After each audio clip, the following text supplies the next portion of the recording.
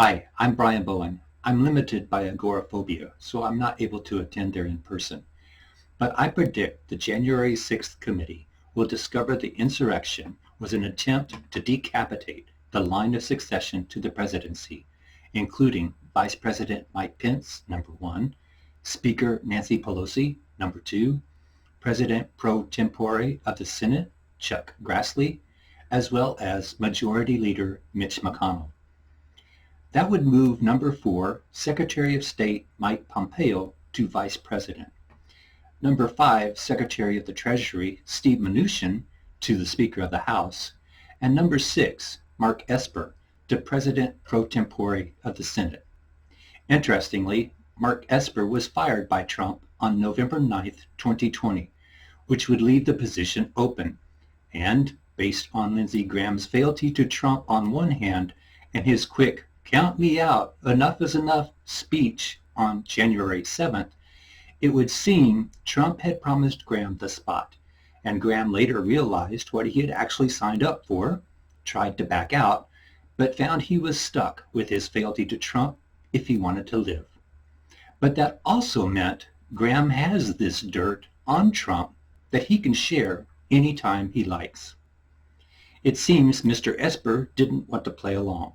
So Trump fired him, which would move Attorney General Bill Barr, number 7, into the number 6 position. Number 8, Secretary of the Interior, David Bernhardt, seems to have been left out of this plot. As we see, he remained in the Trump administration all the way through to January 20th, 2021, President Biden's first day in office. Number 9, Secretary of Agriculture Sonny Perdue, was being voted in as Chancellor of the University System of Georgia on November 9th, 2020, and also served Trump through January 20th, 2021. So it would appear he too was left out of the plot. Number 10, Secretary of Commerce Wilbur Ross. Number 11, Secretary of Labor Eugene Scalia.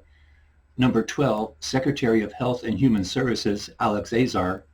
Number 13, Secretary of Housing and Urban Development Ben Carson, all also served all the way through until January 2021.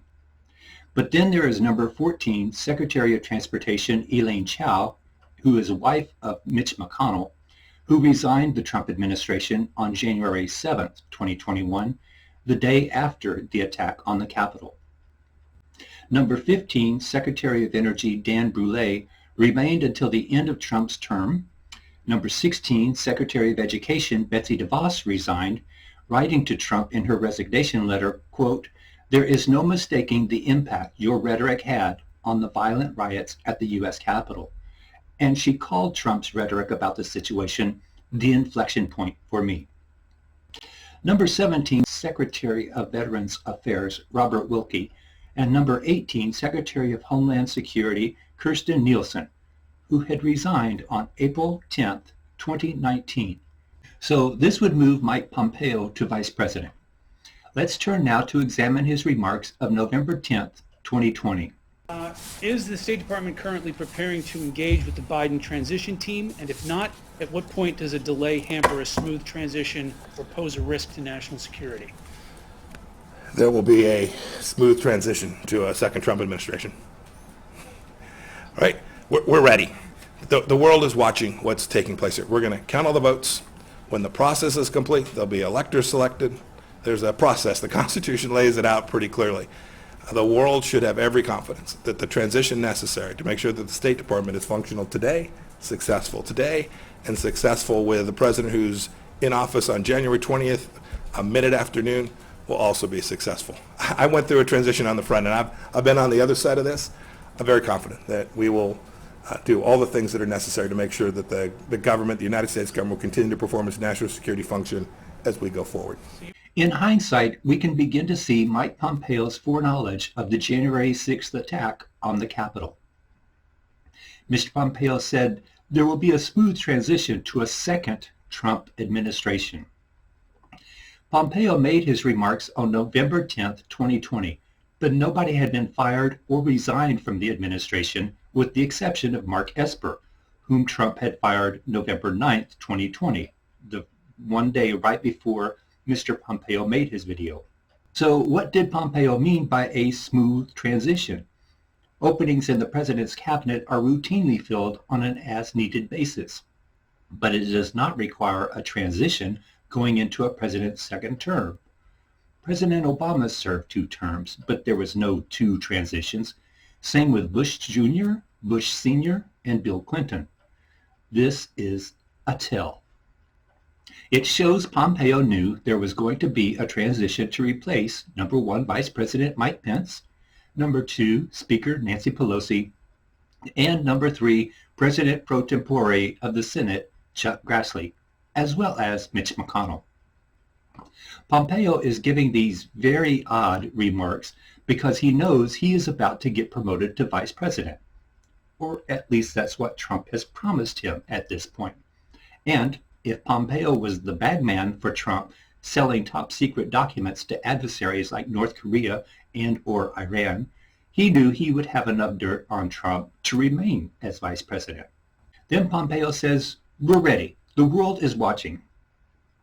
The only thing an administration that wasn't going to actually need a transition to a second term would need to be ready for is the attack on January 6th. Then Pompeo says, "We're going to count all the votes. When the process is complete, there will be electors selected. There's a process. The Constitution lays it out pretty clearly." In hindsight, we now know this refers to Trump's attempt to get Pence to send the electoral count back to enough states to put the election in question and or replace electors with fake elector slates, which we are now aware of. Then Pompeo says, "The world should have every confidence that the transition necessary," but again, no transition would have been necessary unless it was to replace murdered members in the line of succession to the presidency. Why didn't Trump act sooner? As we've already looked, Department of Homeland Security did not have an actual cabinet member in there, so they were essentially reporting directly to Trump. And if everything here is true, then it would appear that Trump waited the 187 minutes to give Proud Boys or Oath Keepers or his Secret Service plants time to find Mike Pence, Nancy Pelosi, and Mitch McConnell, assassinate them, and blame it on the mob in the fog of war. Why was Trump so desperate to get to the Capitol?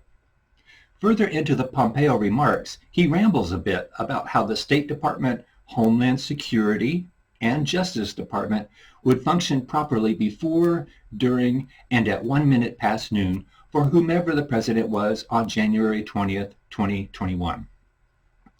Given we know in hindsight that a gallows had been erected in front of the Capitol, it seems Trump was prepared to take Pence, Pelosi, and McConnell to the gallows to hang for all the world to see, declaring them as traitors meeting a traitor's death.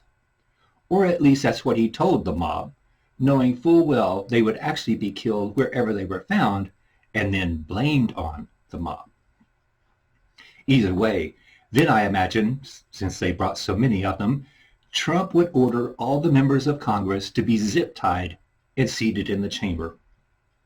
Then, knowing the showman Trump is, combined with Pompeo's "the world is watching," Trump was going to give a big speech for all the world to hear and see in order to legitimize his dictatorship. I can only imagine it would have gone something like this. "My fellow Americans, today we have stopped the steal. We have sent the traitors of our nation to their just rewards, and I now offer you a choice. You are either with me or against me.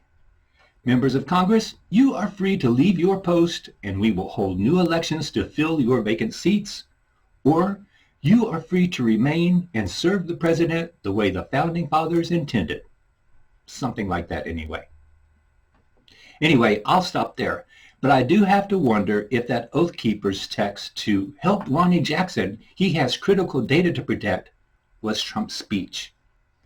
And then, considering Ginny Thomas's involvement, it would seem Clarence Thomas would be the Supreme Court judge that Trump had promised to swear in Mike Pompeo to replace Mike Pence as vice president, Kevin McCarthy to replace Nancy Pelosi, and Lindsey Graham to replace Mitch McConnell. I'm sure he promised the speakership, the sun, the stars, and the moon to folks like Marjorie Taylor Greene and Lauren Boebert and Matt Gaetz as well. But I'm also sure he was lying just to get them to give him their coup cooperation. Finally, I want to clarify I am not accusing anyone of anything.